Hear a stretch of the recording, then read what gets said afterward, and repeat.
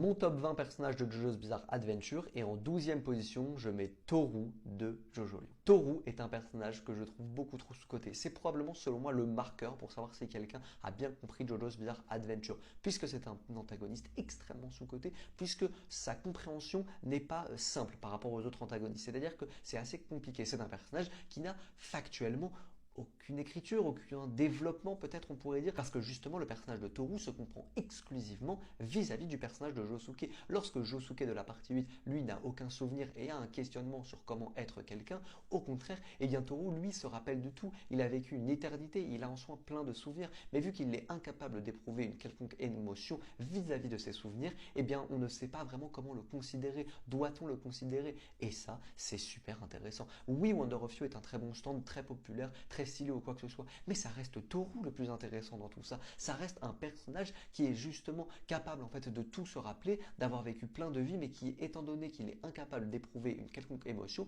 on pourrait considérer qu'il n'a jamais rien vécu et qu'il est vide de l'intérieur. D'où justement en quelque sorte son absence de développement, parce qu'il est incapable de se développer, il est incapable de se remettre en question, puisqu'il n'est pas humain. Et ça, c'est super intéressant. Toru est un personnage que j'adore, que je pourrais analyser encore et encore, et je veux véritablement que tout le monde comprenne à quel point il est réussi.